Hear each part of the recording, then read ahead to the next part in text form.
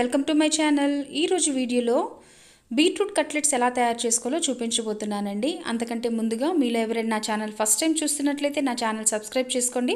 అలాగే పక్కన ఉన్న బెల్ ఐకాన్ని ప్రెస్ చేసేయండి. సో ఇప్పుడు మనం బీట్రూట్ కట్లెట్స్ ఎలా తయారు చేసుకోవాలో ఈ వీడియోలో చూసేద్దాము. ముందుగా మనం పిండి కలుపుకోవడానికి వీలుగా ఉండే ఒక వెడల్పాటి బౌల్ తీసుకొని దాంట్లో ఒక 1 బౌల్ గోధుమ పిండి వేసుకుందామండి. సో మనం గోధుమ పిండి బదులుగా మైదా పిండి కూడా యూస్ చేయొచ్చు. కాకపోతే ఇక్కడ మనం కొద్దిగా హెల్దీ వేలో ట్రై చేద్దామని చెప్పేసి నేను గోధుమ పిండితో చూపిస్తున్నాను. సో దీంట్లోనే కొద్దిగా సాల్ట్, అలాగే ఒక 2 టేబుల్ స్పూన్ ఆయిల్ వేసేసుకొని చపాతీ పిండి మనం ఎలా కలుపుకుంటామో చపాతీలకి అదే విధంగా కలిపేసుకోవాలండి. చక్కగా మరీ మెత్తగా కాకుండా అలాగని గట్టిగా కాకుండా చపాతీ పిండిలాగా కలిపేసుకుంటే సరిపోతుంది డౌ అనేది.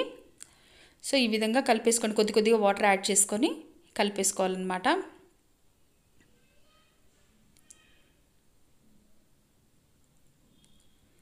ఇది చాలా బాగుంటుందండి. మనకి ఇప్పుడు ఎలాగో రైనీ సీజన్ తర్వాత వింటర్ సీజన్ వచ్చేసింది కాబట్టి మనకి ఈవినింగ్ స్నాక్స్గా ఏమీ తోచినప్పుడు ఇలా చేసేసుకుంటే సరిపోతుందన్నమాట.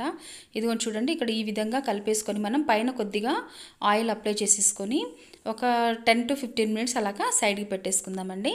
అంతలోపు మనం దీంట్లోకి స్టఫింగ్కి బీట్రూట్ కర్రీని రెడీ చేసుకుందాము. సో ఇక్కడ నేను 4 బీట్రూట్స్ చిన్న చిన్నగా ఉండే ఫ్రెష్ బీట్రూట్స్ తీసుకున్నానండి. అవి ఫ్రెష్గా ఉన్నాయంటే కర్రీ కూడా చాలా టేస్టీగా ఉంటుందన్నమాట. సో ఇప్పుడు ఇలాగ 4 బీట్రూట్ తీసుకొని వాటిని ఇలాగా పీల్ తీసేసుకోవాలి. పీల్ తీసేసుకొని వాటిని శుభ్రంగా ఒకసారి వాష్ చేసేసుకొని మనం గ్రేట్ చేసేసుకోవాలండి. ఇక్కడ చూపిస్తున్న విధంగా. ఇక్కడ నేను 4 బీట్రూట్స్ తీసుకున్నాను, చూసారా. ఇక్కడ ఇలా గ్రేట్ చేసేసిన తర్వాత ఇప్పుడు దీన్ని మనం కర్రీ చేసేసుకుందాము. ఒక నార్మల్ ఫ్రై లాగా చేసేసుకొని చాలా ఈజీగా ఉంటుందండి ఫ్రై కూడా. దీంట్లోకి ఎక్కువ చాలా ఇంగ్రీడియంట్స్ ఏం అవసరం లేదు. దీంట్లో ఒక 1/2 టేబుల్ స్పూన్ జీలకర్ర, ఒక 1/2 టేబుల్ స్పూన్ ఆవాలు,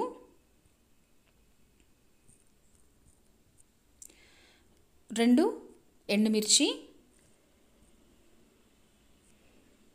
కొద్దిగా కరివేపాకు, ఒక 1/4 టేబుల్ స్పూన్ పసుపు, ఒక 4 వెల్లుల్లి రొబ్బల్ని చిదిమేసి దీంట్లో వేసుకున్నానండి. వీటిని ఒకసారి నార్మల్గా మనం మిక్స్ చేసేసి కలుపుకుంటే సరిపోతుందన్నమాట. ఇది చాలా చాలా ఈజీగా ఉంటుందండి. మనకి ప్రత్యేకంగా చాలా రకాల వెజిటేబుల్స్ అవసరం లేదు. జస్ట్ బీట్రూట్ ఉండి ఇంట్లో ఉండే ఇంగ్రీడియంట్స్ తోటి మనం స్టఫింగ్ అనేది తయారు చేసేసుకోవచ్చు అనమాట. ఇంట్లో ఏమీ లేనప్పుడు ఇట్లా హెల్దీ వేలో పిల్లలకి కానీ లేకపోతే పెద్దలకైనా సరే కావాలనుకున్నప్పుడు మనం ఇలాగా చేసుకోవచ్చు. సో ఇప్పుడు మనకి తాలింపు అనేది ఫ్రై అయిపోయిన తర్వాత ఆల్రెడీ మనం గ్రేట్ చేసి పెట్టుకున్న బీట్రూట్ని దీంట్లో వేసేసుకొని మనం కాసేపు మగ్గనిస్తే సరిపోతుందండి. ఇది చాలా త్వరగా కూడా అయిపోతుంది. మినిమం ఒక 5-6 మినిట్స్లో అయిపోతుంది అనమాట ఈ ఫ్రై అనేది. సో మనం దీన్నే స్టఫింగ్గా యూజ్ చేసుకుంటాం అనమాట. ఒకసారి మనం ఇలా కలిపేసుకున్న తర్వాత మొత్తం ఆయిల్ అలాగే తాలింపు బీట్రూట్ చక్కగా కలిసే విధంగా మనం కలుపుకొని కాసేపు మూత పెట్టుకుందాము. చూసారండి ఎంత కలర్ఫుల్గా కనిపిస్తుందో. మనకు బీట్రూట్ అనేది కూడా చాలా హెల్దీ కాబట్టి ఈ విధంగా కూడా ట్రై చేయొచ్చు. స్టఫింగ్కి చాలా రకాలుగా వాడతారు. సో ఇక్కడ నేను బీట్రూట్ అనేది యూజ్ చేశాను. ఇప్పుడు మనం మూత పెట్టేసుకుందాము కాసేపు.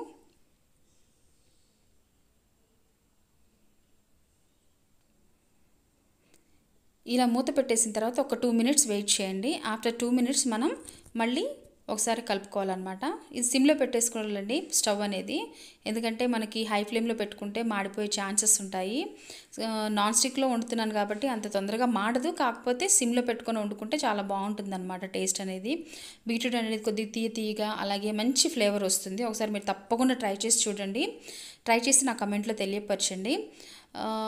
అలాగే నా ఛానల్ సబ్స్క్రైబ్ చేసుకోండి. మీకు తెలిసిన వాళ్ళకి కూడా షేర్ చేయండి.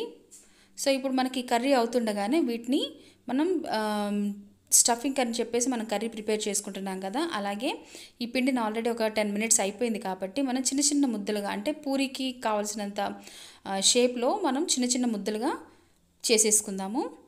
చేసేసుకొని వీటిని మనం పూరీలాగా ప్రెస్ చేసేసుకుందామండి రౌండ్గా. ఇది విధంగా చేసుకున్న తర్వాత మనం పూరీలా ప్రెస్ చేసేసుకుంటే సరిపోతుందన్నమాట. మీకు ఇక్కడ చూపిస్తాను చూడండి. చాలా చాలా ఈజీగా ఉంటుందండి, అలాగే త్వరగా కూడా అయిపోతుంది మనకి. ఇదిగోండి ఇలాగా కొద్దిగా పొడిపిండి తీసుకొని మనం పూరీలాగా ప్రెస్ చేసేసుకుందాము.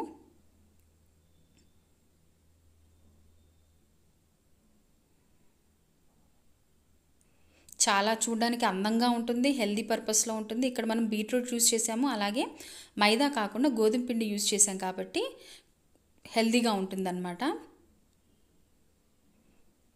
చూడండి ఈ విధంగా మనం ఒకసారి పూరీలాగా ప్రెస్ చేసుకున్న తర్వాత దానికి ఉన్న పిండిని మొత్తం ఒకసారి ఇలాగ ఈ విధంగా చూపిస్తున్న విధంగా దులిపేసుకొని ఇక్కడ మనం బీట్రూట్ ఆల్రెడీ రెడీ అయిపోయిందండి. ఆ బీట్రూట్ స్టఫింగ్ని మనం పూరీలో ఇలాగా పెట్టుకోవాలన్నమాట. స్టఫింగ్ ఫిల్ చేసుకోవాలి. ఇక్కడ ఇలా ఈ విధంగా చూపిస్తున్నట్లు మనం ఫోల్డ్ చేసుకోవాలి. ఫోల్డ్ చేసేసుకున్న తర్వాత చివర్లు మనకి ఆయిల్లో వేస్తాం కదా డీప్ ఫ్రైకి, ఆయిల్లో వేసినప్పుడు విడిపోకుండా ఉండడానికి కొద్దిగా చివర్లు మన అంచున తడి చేసుకుంటే మనకి ఊడిపోదన్నమాట ఆయిల్లో వేసిన తర్వాత. చూడండి కట్లెట్స్ కూడా చాలా బాగుంటాయి. సో మీరు కూడా తప్పకుండా ట్రై చేయండి. చూడండి ఎంత నీట్గా కనిపిస్తుంది కదా. సో మీరు కూడా ఇలాగా కంపల్సరీ ట్రై చేయండి. ఇలాగే అన్నీ చేసేసుకొని మిగిలినవి కూడా చేసేసుకుందాము. ఇంకోటి కూడా చూపిస్తున్నానండి. ఇక్కడ చూపిస్తున్న విధంగా మరి ఒకటి స్టఫింగ్కి నేను ఇలా ఫిల్ చేసేసుకొని దాన్ని కూడా ముందు చూపించిన విధంగా ఫోల్డ్ చేసేసుకుందాము.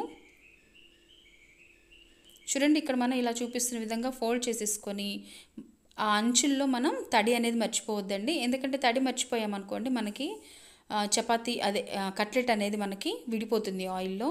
సో విడిపోకుండా మనం ఈ విధంగా ఈ షేప్లో మనం ఫోల్డ్ చేసేసుకుంటే సరిపోతుందన్నమాట. చాలా చాలా టేస్టీగా ఉంటుందండి. సో మిగిలినవి కూడా ఇలాగే చేసేసుకొని మనం డీప్ ఫ్రై చేసేసుకుందాము. సో మనకి బాగా ఆయిల్ వేడెక్కిన దాంట్లో చూడండి ఈ విధంగా నేను అన్నీ రెడీ చేసేసుకున్నాను. అది మీడియం ఫ్లేమ్లో పెట్టేసుకొని మనం ఒక్కొక్కటిగా దీంట్లో వేసుకొని ఫ్రై చేసుకుందాము.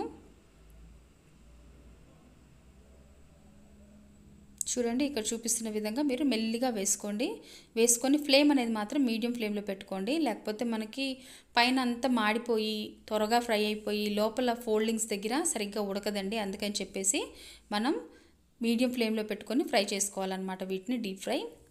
కానీ దీనికి మాత్రం ఆయిల్ అనేది అస్సలు లాగదండి. మీకు చూడండి తర్వాత అయిపోయిన తర్వాత లాస్ట్లో మీకు చూపిస్తాను, దాంట్లో అసలు ఆయిల్ అనేది లాగదు. చాలా చాలా బాగుంటుందన్నమాట. అందరూ చాలా ఇష్టంగా తింటారు. కంపల్సరీ ట్రై చేయండి మీరు. చూసారా మనకి గోల్డ్ కలర్ వచ్చేంత వరకు ఫ్రై చేసుకోవాలన్నమాట. ఆల్రెడీ కలర్ అనేది చేంజ్ అవుతుంది. బాగా మరిగిన ఆయిల్ని మీడియం ఫ్లేమ్లో పెట్టిన తర్వాత అప్పుడు ఇవి వేసుకోవాలన్నమాట. బాగా మరిగిన ఆయిల్లో వేసేస్తే మాత్రం ఖచ్చితంగా మనకి పిండి పిండి ఉండిపోతుంది లాస్ట్లో. చూసారా ఎంత చక్కగా క్రంచీగా క్రిస్పీగా కనిపిస్తున్నాయి కదా. సో అంతేనండి, మనకి ఇలా గోల్డ్ కలర్లోకి వచ్చిన తర్వాత మనం ఒక టిష్యూ పేపర్ ఉన్న ప్లేట్లో వేసేసుకుంటే ఆ టిష్యూ వేయడం వల్ల ఏమవుతుందంటే ఆయిల్ అనేది చక్కగా లాగేస్తుంది. అంతేనండి, సో ఈజీ, మనకి రెడీ అయిపోయినట్టే. మీరు కూడా తప్పకుండా ట్రై చేయండి. అలాగే కామెంట్స్లో తెలియపరచండి. చూడండి ఎంత లుక్ అనేది ఎంత బాగా కనిపిస్తుంది కదా. చాలా చాలా టేస్టీగా ఉంటుందండి.